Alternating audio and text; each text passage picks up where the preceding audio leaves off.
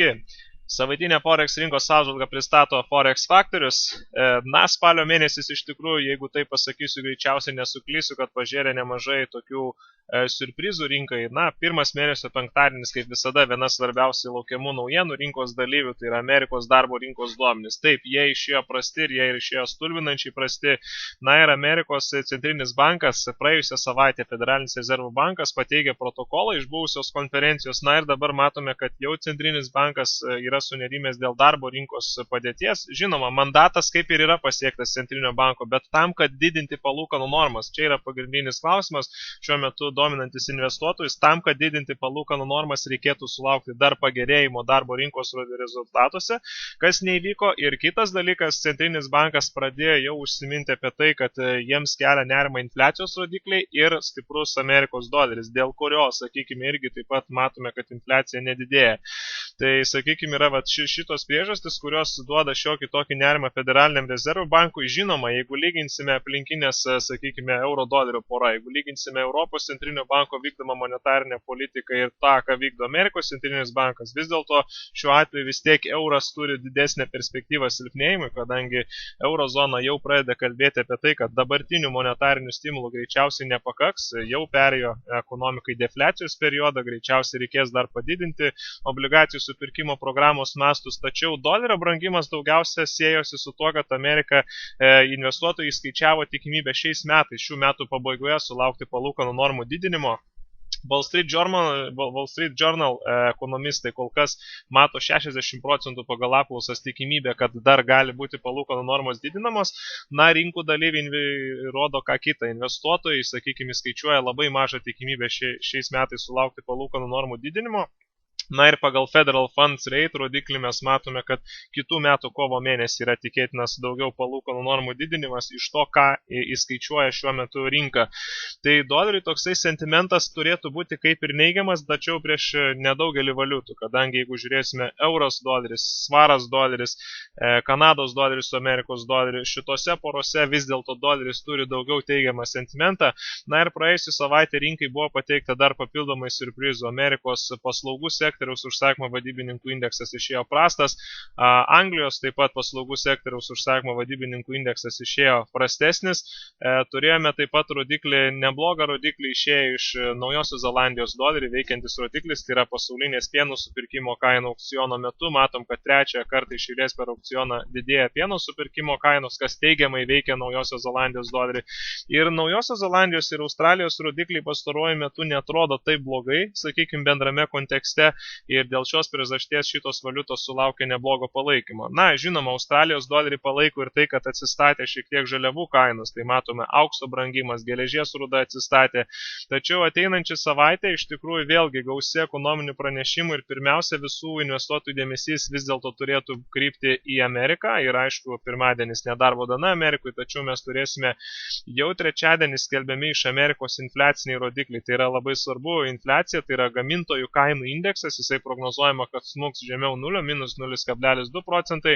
Mažmeniniai pardavimai, sakykime, kalendorius matau, kad jau irgi pateikė prastesnę prognozę. Prieš keletą dienų matėm, kad kalendorija buvo skelbta lygtai, kad bus geresnis rodiklis, tačiau pagal išankstinius rodiklius, Redbook Retail Sales Indexas, toks yra išankstinis rodiklis, pagal kurį prognozuojame mažmeninius pardavimus, jisai rodo, kad galime laukti tikėtino mažmeninių pardavimų sumažėjimo. Buvo padarytos 2000 prekybos taškų apklausos, kur matosi, kad mažmeniai pardavimai tuose taškuose atrodo pakankamai vangiai. Tai reiškia, mažmenių pardavimų rodiklio galima tikėtis prastesnio, bet kas yra dar svarbiausia, kad mes turėsime ir vartotojišką infliaciją. Ketvirtadienis vartotojiška infliacija per mėnesį prognozuojama, kad jinai sumažės minus 0,2 procento.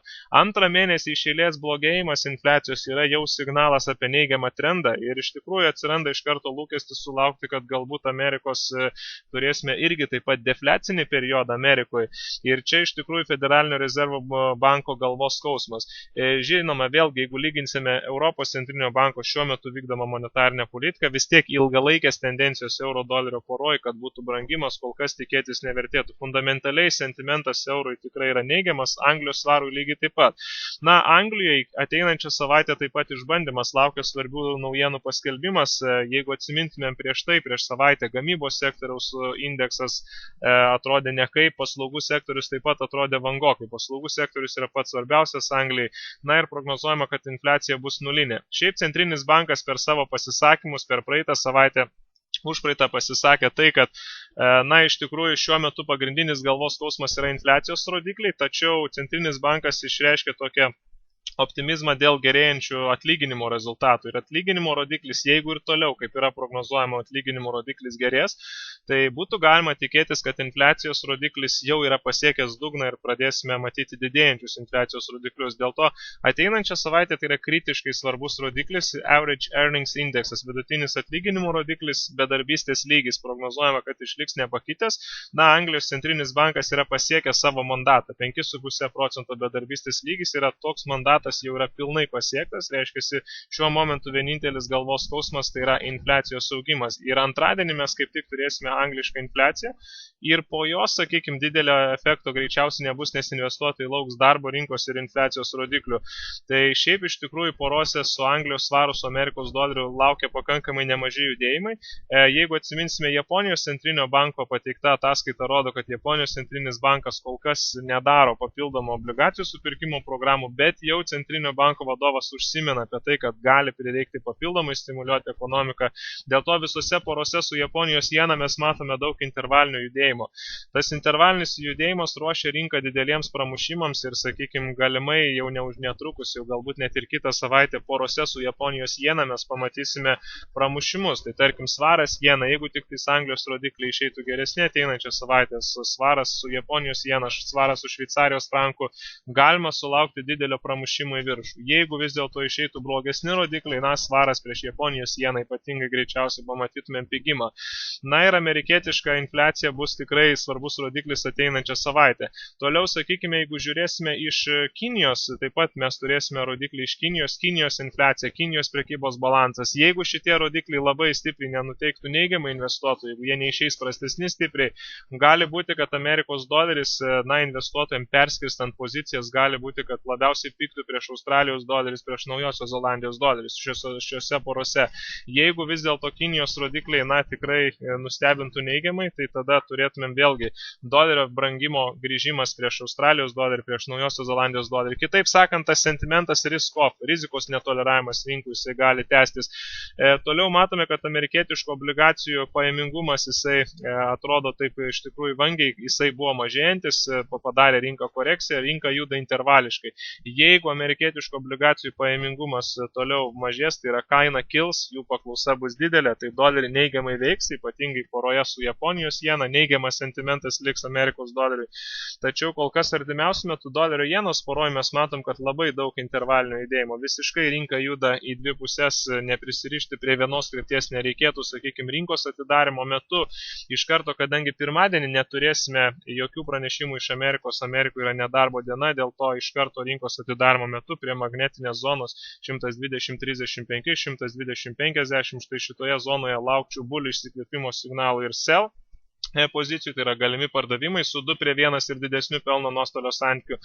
O dolerio pigimo atveju ateinančią savaitę po visų prastesnių rodiklių, jeigu jie iš tikrųjų prastesni infliacijos rodikliai išeitų, jau dolerio pirkimus būtų galima atnaujinti tik tais 119.000 ar netgi žemiau ties 118-117 lygiais. Jau kaip ir esu kalbėjęs ne kartą, kad dolerio jenos poroj sentimentas ilgesnio periodo yra teigiamas dėl labai skirtingos monetarinės politikos. Ir kad ir kaip bebūtų, sakykime, vis tiek Amerikos centrinis bankas yra greičiausiai tas pirmas bankas, kuris pradės palūkanų normų didinimą, kadangi darbo rinkos mandatas yra pilnai pasiektas, bedarbystės lygis yra nusmukęs į tą, galima sakyti, beveik full employment zoną, kad yra pilnai įdarbinta ekonomika, reikia keletos geresnių darbo rinkos rodiklių ir žinoma reikia infliacijos didėjimo. Amerikos centrinis bankas jau savo kalbomis pradeda kalbėti apie tai, kad doleris yra per brangus. Dėl to artimiausiai, sakykime, perspektyvai dolerio pigimo galima laukti, tačiau ilgesnio periodo, ypatingai prieš Japonijos jeną. Japonai su dabartinė situacija neturėtų ilgai taikstytis, kadangi Abenomikos Šinzo Abe, ministro pirmininko vykdoma politika, buvo būtent orientuota į tai, kad infliacijos augimo pasiekti 2% infliacijos augimą ir matome, kai nuo 2012 metų ta politika vykdoma, obligacijų supirkimai agresyvus vykdomi, labai, sakykime, supirkinėjama dideliais kiekiais po 80 trilijonų jenų kiekvieną mėnesį obligacijų. Tai dėl tos priežasties Japonijos jena nuvertėja. Ir dabar, sakykime, kada infliacija pasiekė minusinę zoną ir, reiškia, dar viena šalis, kuri priejo prie neigiamos infliacijos, tai yra būtent sentimentas yra toks, kad japonai greičiausiai spalio 30 dieną artimiausia bus konferencija įves papildomus obligacijų supirkimus. Dėl to visose valiutų porose su Japonijos jena labai didelių kritimų nelaukčiau, bet pakritus būtų gera perspektyva, sakykime, užeiti į pozicijas long. S&P 500 didžiausių Amerikos kompanijų indeksas S&P 500, jisai iš tikrųjų judrus, praėjusią savaitę judėjo pakankamai sparčiai ir jisai augo. Ir būtent tas augimas susijęs su tuo, kad vyksta būtent tokia situacija, kad amerikietiško obligacijų pajamingumas, jisai šiek tiek turime tokį dalyką, kad obligacijas investuotojai išsipardavinėti pradėjo praeitos savaitės antroji pusė ir S&P 500 indeksą varo į priekį būtent tas, kad Amerikai greičiausiai teks atidėti palūkanų normų didinimus. Atidėtos palūkanų normų didinimas reiškia, pigių pinigų bus pompuojama toliau į ekonomiką, reiškia, automatiškai S&P 500 indeksas kilimui. Tai šiuo metu S&P 500 yra pasipriešimo zona. Šitoje zonoje būtų galima mėginti pardavimo pozicijų su 2:1 ir didesniu pelno nuostolio santykiu. Rinkai prasimušus pro šį pasipriešimą, jau atsivertų kelias link 2100, link 2150, link buvusių viršūnių. Kol kas prie šito kilimo, geriausia šiuo momentu, sakau, šitoje zonoje ieškoti sell pozicijų, laukti bulių išsikvėpimo ir meškoms užėjimo pozicijų su 2:1 santykiu, tačiau prasimušus būtų pilnai galimybė jau žiūrėti trumpalaikį kylantį trendą, pakankamai vietos nemažai yra kilimui. Jeigu žiūrėsime į svarą su Amerikos doleris, svaras doleris tęsia tokį intervalinį judėjimą. Labai volatili rinka, kadangi daug yra dvipusio judėjimo, nėra vienpusis, kad būtų judėjimas poroje, todėl prisirišti prie kažkurios vienos krypties nereikėtų. Ateinančią savaitę tiek iš Amerikos svarbus naujienos, tiek iš Anglijos, šiaip svarui doleriui kol kas daugiau sentimentas neigiamas, nes jeigu Amerika, sakykime, atideda palūkanų normų didinimą, tai reiškia, Anglijos centrinis bankas palūkanų normų didinimą taip pat turės atidėti. Kol kas kaina juda labai intervališkai, esame pasipriešinimo zonoje, kainos kilimo metu link štai šito pasipriešimo 5.350. Žiūrėčiau sell galimybių su 2:1 ir didesniu pelno nuostolio santykiu. Jokių būdų prisirišti prie šito kilimo kol kas nėra prasmės, kilimas nėra panašus į kylantį trendą, tai yra viso labo kylanti banga intervale. Jeigu rinka vis dėlto prasimuštų po 5.350 pakankamai agresyviai, tuomet jau būtų galima laukti kilimo link buvusių viršūnių ir vis tiek nuo viršūnių ieškoti daugiau sell pozicijų. Jeigu ir būtų kilimas, tai daugiau tokio trumpalaikio sentimento, ilgesnio periodo sentimentas jau yra neigiamas daugiau svaro dolerio poroj. Euras doleris pora jau 5 mėnesiai, iš tikrųjų matom tokio daug labai intervalinių judėjimo, vienintelis, sakykime, buvo paspigliavimas virš 1.1700, ir fundamentaliai kažkokio tai palaikymo eurui didelio kilimui kol kas nėra, kaina juda labai intervališkai ir šiuo metu mes turime tokį kaip ir pramušimą kanalo, tas pramušimas galimai bus melagingas, kadangi tai nėra, sakykime, kol kas fundamentikos, kuri palaikytų štai šitą kilimą ir kilimo atveju link 1.1400, viršutinis magnetas yra šitoje vietoje, su 2:1 ir didesniu pelno nuostolio santykiu atsirastų galimybės užeiti į rinką sell pozicijoms. Viena iš valiutų porų, kurie įdomi šiuo metu, tai yra Australijos doleris prieš Naujosios Zelandijos dolerį. Žinoma, ateinančią savaitę žaliaviniams valiutoms svarbi savaitė, nes Kinai skelbia savo infliaciją, Kinai skelbia savo trade balansą, tačiau turėkime minti tai, kad žaliavos atsistatinėja. Jeigu lūkestis dėl Amerikos, kad Amerika atidės palūkanų didinimą, didės rinkoje, tai aukso kaina turėtų pradėti važiuoti į viršų dar sparčiau. Aukso kainos kilimas, aišku, įtakotų šiek tiek ir geležies kainos augimą ir bendrai žaliavų kainų augimą. Kas teigiamai veikia Australijos dolerį ypatingai, tai sakykime, tas kietųjų žaliavų atsistatymas teigiamai veikia Australijos dolerį. Australijos doleris prieš Naujosios Zelandijos dolerį poroje turime labai gražų rinkos dugną, prie pat intervalo dugno. Rinka formuoja dvigubo dugno formuotę, prasimušus pro dvigubo dugno struktūrą atsivertų kelias iki 1.13. Pakankamai gerų pelno nuostolio santykių, atsirastų galimybės užeiti į rinką. Doleris, Šveicarijos frankas. Na, monetarinė politika yra labai ryškiai skirtinga tarp šitų šalių, tarp Šveicarijos ir tarp Amerikos. Sentimentas ilgalaikiai perspektyvai dolerių yra teigiamas, trumpoji periodu, kadangi ateinančią savaitę kritiškai svarbi naujiena. Infliacijos rodiklis skelbiamas penktadienį. Dėl to greičiausiai iki pat penktadienio daugiau judėsime intervališkai. Šiaip kilimo metu link svarbiausių pasipriešinimo lygių jau pradėčiau žiūrėti sell galimybių, dėl to galimo saugumo paieškų rinkoje. Investuotojai gali pradėti ieškoti saugumo. Šveicarijos frankas yra ta valiuta, kuri užtikrina saugumą, būtent USD CHF poroj sell galimybių su 2:1 ir didesniu pelno nuostolio santykiu, o kainai nukritus iki svarbiausių palaikymų 9,550. Šitoje zonoje būtų galima buy paieškoti arba kainos kritimo metu link 9,250. Jau tada didesnio kritimo sulaukus atnaujinti pirkimus tik tai po didesnės korekcijos būtų galima. Svaro kursas, kaip sakiau, priklausys daug labai nuo ateinančios savaitės naujienų. GBP CHF poroje mes turime visiškai intervalinį judėjimą į dvi pusės, dėl to nereikėtų nei prisirišti prie kilimo, nei prie kritimo, kas ir vyksta rinkų labai gražiai veikia intervalinio judėjimo prekybai skirtos strategijos. Zonoje tarp 4,675, 4,625 yra palaikymo zona svarbi. Jeigu šitoj palaikymo zonai susiformuotų signalai pirkimui, būtų nebloga vieta nupirkti su 2:1 ir didesniu pelno nuostolio santykiu. Jeigu kitą savaitę išeitų prastesnės naujienos iš Anglijos, lauktumėm didesnio GBP CHF jau smukimo, nes tikrai prasidėtų greičiausiai vadinamasis risk-off, rizikos netoleravimas rinkui.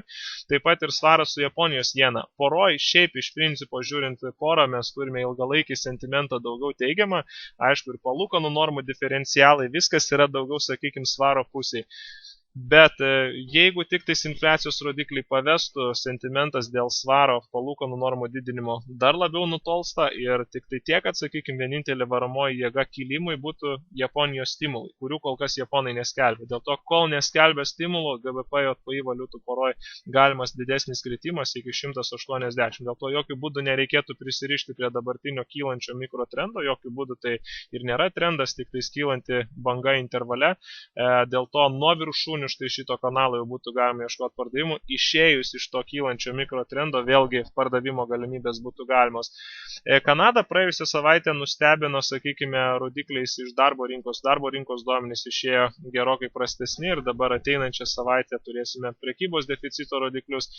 Kaina vis dar yra kylančiam trende. Na, labai retai pasitaiko tokie V formos apsisukimai aštrus, kad jau tikrai kaina kristų iš karto stačiai. Nebuvo nei dvigubos viršūnės suformuota, nei ką, dėl to dabartinis kritimas yra daugiau kaip korekcija, dėl to palaukus šito krentančio mikrotrendo, mini trendo vadinamo, trumpesnio periodo trendo pabaigos, išsikvėpimo būtų galima žiūrėti buy su 2:1 pelno nuostolio santykiu.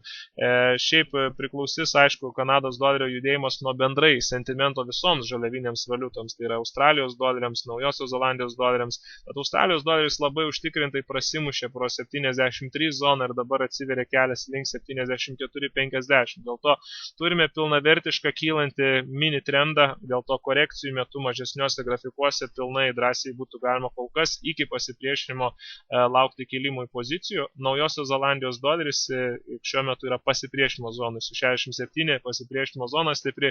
Na, galima šioje zonoje iš karto ieškoti sužėjimų sell. Jeigu rinka tik tai prasimuštų, na, jau sekantis pardavimas būtų gerokai žemiau, gerokai aukščiau, ties 7.00. Tačiau šiuo metu pasipriešinimo zonoje esam, dėl to galima galvotis apie pardavimo pozicijas. Aukso grafike mes turim tokią situaciją, labai dvipusio daug judėjimo, intervalinis judėjimas, aišku, jeigu tik tai sentimentas dėl Amerikos palūkanų normų atidėjimo išauks, tai, sakykime, aukso grafike galima sulaukti didesnio prasimušimo ir, sakykime, prasimušus kainai pro 1,1 dabartinė šitą pasipriešinimo lygį 1,160 atsivertų kelias link $1,200 už unciją, pakankamai nemažam kilimui, dėl to aukso grafike stebėčiau štai šito lygio pramušimą ir tada jau pirkimo pozicijų pagal trumpalaikį kylantį mini trendą. Tai kol kas tokie pastebėjimai, visiems sėkmingos ateinančios prekybinės savaitės, daugiau naujienų galite visą laiką rasti Forex Factor ir patarimų, taip pat Forex Factor LT mūsų tinklalapį. Geros prekybos visiems.